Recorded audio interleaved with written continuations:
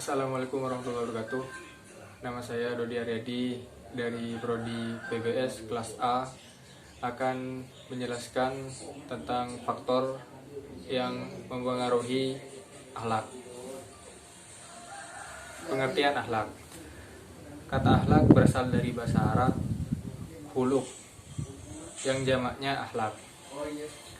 Menurut bahasa, akhlak artinya perangai, tabiat, dan agama. Secara sempit, pengertian akhlak dapat diartikan dengan kumpulan kaidah untuk menempuh jalan yang baik.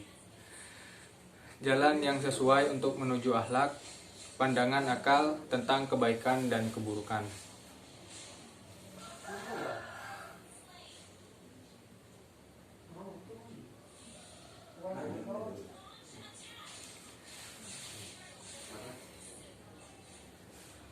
Tiga aliran yang menjelaskan faktor yang dapat mempengaruhi pembentukan akhlak. Yang pertama, nativisme.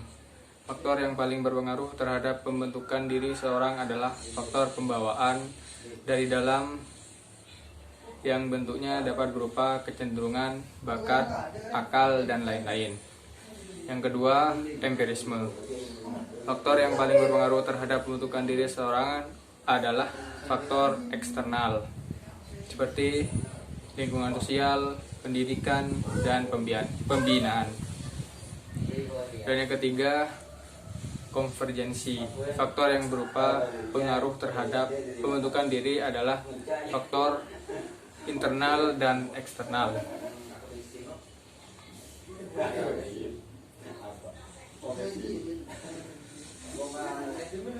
Beberapa faktor yang mempengaruhi akhlak ada 7. Yang pertama, insting, pembiasaan, tradisi, suara hati, kehendak, pendidikan, dan pola dasar bawaan atau turunan. Yang pertama, insting. Insting sering diartikan bawaan sejak lahir. Insting secara behavioristik merupakan tuntutan untuk beraktivitas. Penganut nativisme beranggapan bahwa insting adalah faktor internal dari kondisi psikis manusia.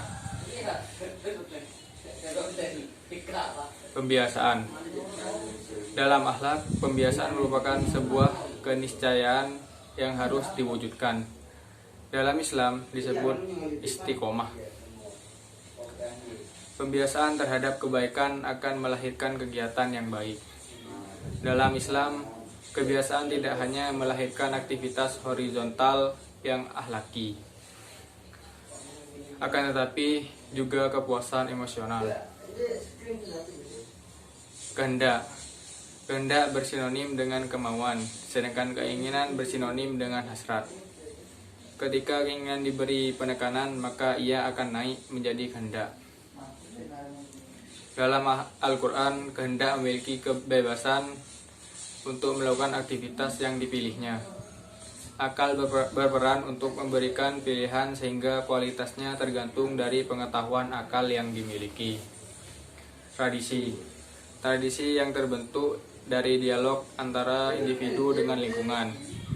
Lingkungan individu terkungkung dengan kebiasaan yang melingkarinya, sehingga dia akan melakukan aktivitas sesuai dengan tradisinya.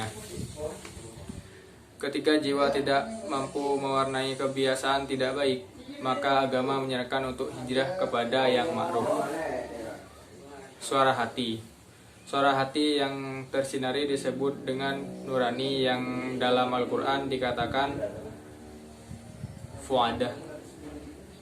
Dia tidak mampu berdusta, sedangkan suara hati yang tidak tersinari disebut waswis, yang selalu mengajak untuk menuruti hawa nafsu. Fuadah selalu mengajak kepada kebaikan, sedangkan waswis mengajak kepada keburukan.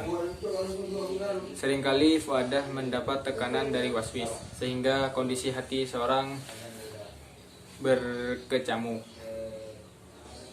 Pendidikan. Sebelum kehendak menentukan pilihan yang ditetapkan, bantuan akal pikir sangat dibutuhkan untuk memberikan pencerahan. Semakin banyak pengetahuan yang diserap, maka semakin banyak alternatif yang ditawarkan pada kehendak. Pendidikan dalam akhlak lebih mengedepankan keteladanan, berbeda dengan pendidikan konvensional yang lebih mengedepankan kecerdasan otak. Dan yang terakhir, keturunan. Dalam hal ini, secara langsung atau tidak langsung, sangat mempengaruhi bentukan sikap dan tingkah laku seseorang. Sifat-sifat asasi anak merupakan pantulan sifat-sifat asasi orang tuanya. Kadang anak itu mewarisi sebagian besar dari salah satu sifat orang tuanya itu.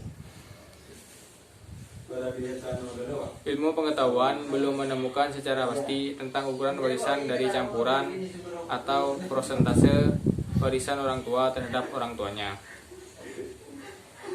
Peranan keturunan seringkali pun tidak mutlak dikenali pada setiap suku, bangsa, dan daerah.